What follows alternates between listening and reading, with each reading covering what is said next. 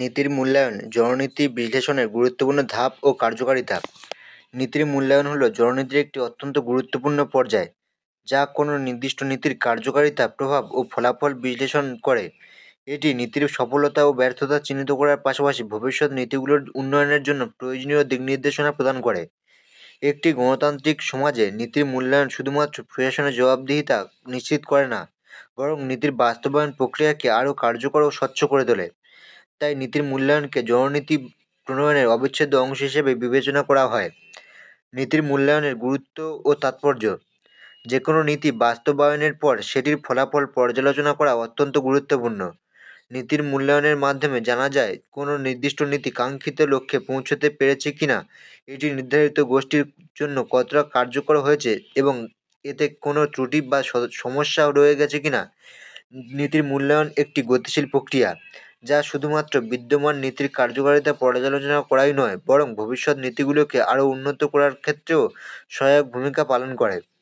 নীতির মূল্যায়ন জনসাধারণের উপর নীতির প্রভাব বিশ্লেষণ করে এবং প্রশাসনকে প্রয়োজনীয় পরামর্শ প্রদান করে, যাতে ভবিষ্যতে আরও কার্যকর ও সমোপযোগী নীতি প্রণয়ন করা সম্ভব হয়। এটি সরকার ও প্রশাসনের জবাবদিহিতা নিশ্চিত করার পাশাপাশি নীতির কার্যকারিতা বাড়ানোর জন্য গুরুত্বপূর্ণ পদক্ষেপ গ্রহণে সহায়তা করে। নীতির প্রভাব ও মূল্যায়নের ধরন। নীতির মূল্যায়ন সাধারণত বিভিন্ন দৃষ্টিকোণ থেকে করা হয়। ড্যানিয়েল লার্নার নীতির মূল্যায়নের তিনটি প্রধান ধরন চিহ্নিত করেছেন। প্রথমত, প্রক্রিয়াগত মূল্যায়ন, যা নির্ধারণ করে যে কোনো নীতি বাস্তবায়নের সময় নির্দিষ্ট নিয়ম ও নির্দেশিকা অনুসরণ করা হয়েছে কিনা।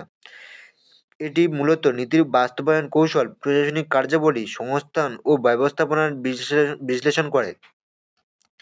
দ্বিতীয়ত, প্রভাব মূল্যায়ন, যা নীতির প্রত্যাশিত ও অপ্রত্যাশিত প্রভাব বিশ্লেষণ করে। এটি যাচাই করে যে নীতিটি তার মূল উদ্দেশ্য অর্জন করেছে কিনা এবং সমাজের উপর কী ধরনের পরিবর্তন এনেছে। তৃতীয়ত, সর্বাঙ্গীন মূল্যায়ন, যা প্রক্রিয়াগত ও প্রভাব মূল্যায়নের সমন্বিত রূপ। এটি একটি নীতির সামগ্রিক কার্যকারিতা পর্যালোচনা করে এবং ভবিষ্যৎ উন্নয়নের জন্য প্রয়োজনীয় দিক নির্দেশনা প্রদান করে। নীতির মূল্যায়ন মূলত নীতির প্রভাব বিশ্লেষণের মাধ্যমে সম্পন্ন করা হয়। এটি চারটি প্রধান ভাগে বিভক্ত। এক, প্রত্যক্ষ প্রভাব। এটি তখন ঘটে যখন একটি নীতি সরাসরি নির্দিষ্ট শ্রেণীর জন্য সুবিধা প্রদান করে, যেমন পশ্চিমবঙ্গের কন্যাশ্রী প্রকল্প, যা রাজ্যের ছাত্রীদের আর্থিক সহায়তা দেয়। দুই, পরোক্ষ প্রভাব। এটি তখন ঘটে যখন কোনো নীতি নির্দিষ্ট শ্রেণীর জন্য তৈরি হলেও সেটি সমাজের অন্যান্য অংশে প্রভাব ফেলে। উদাহরণস্বরূপ, 100 দিনের কাজ প্রকল্প শ্রমিকদের আর্থিক স্থিতিশীলতা প্রদান করলেও এটি তাদের পরিবারের জীবনযাত্রার মানেও উন্নতি আনে। তিন, তাৎক্ষণিক প্রভাব। কিছু নীতি আছে যেগুলি দ্রুত বাস্তবায়িত করা হয় এবং তাৎক্ষণিক প্রভাব ফেলে। উদাহরণস্বরূপ, কোনো প্রাকৃতিক দুর্যোগের পর ক্ষতিগ্রস্তদের জন্য ক্ষতিপূরণ বা ত্রাণ প্রদান করা। চার, ভবিষ্যৎ প্রভাব। কিছু নীতির দীর্ঘমেয়াদী লক্ষ্য থাকে এবং তাৎক্ষণিক ফলাফল পরিমাপ করা কঠিন হয়, যেমন শিশুদের টিকাদান কর্মসূচি, যা ভবিষ্যতে জনগণের সামগ্রিক স্বাস্থ্য উন্নয়নে সাহায্য করে। নীতির মূল্যায়নের ধাপ। নীতির মূল্যায়ন প্রক্রিয়াটি কয়েকটি গুরুত্বপূর্ণ ধাপে সম্পন্ন হয়। প্রথমত, তথ্য সংগ্রহ ও বিশ্লেষণ করা হয়, যাতে নীতির কার্যকারিতা সম্পর্কে সুস্পষ্ট ধারণা পাওয়া যায়। এই পর্যায়ে বিভিন্ন উপাত্ত ও পরিসংখ্যান বিশ্লেষণ করা হয়। এরপর নীতির ফলাফল মূল্যায়ন করা হয়।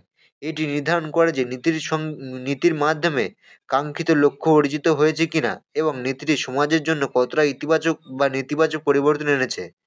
এরপর ফিডব্যাক প্রদান করা হয়, যাতে নীতি নির্মাতারা প্রয়োজনীয় সিদ্ধান্ত গ্রহণ করতে পারেন।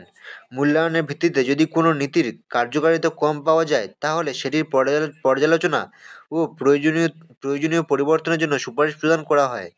পরবর্তী ধাপে নীতির অভিযোজন করা হয়, যেখানে বিদ্যমান নীতিতে প্রয়োজনীয় পরিবর্তন আনা হয় বা নতুন কোনো নীতি গ্রহণ করা হয়, যা সমাজের প্রয়োজনের সঙ্গে সামঞ্জস্যপূর্ণ।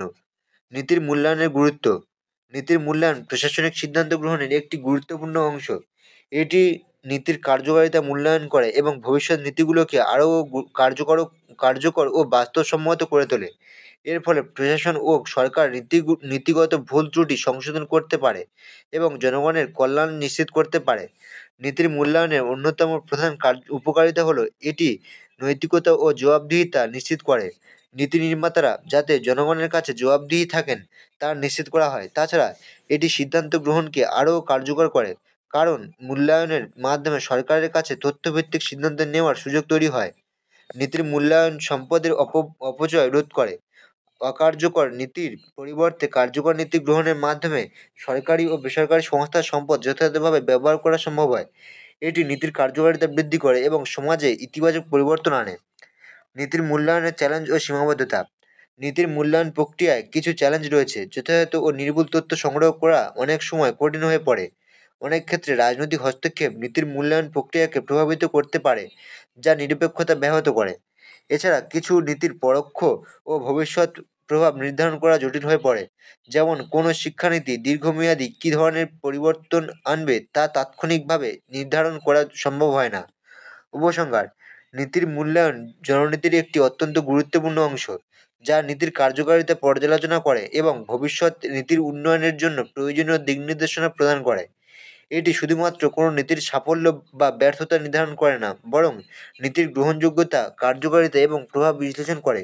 এজন্য একটি কার্যকর ও স্বচ্ছ নীতি মূল্যায়ন ব্যবস্থা নিশ্চিত করা প্রয়োজন, যাতে সমাজের কল্যাণে নীতির কার্যকারিতা আরও বৃদ্ধি পায়।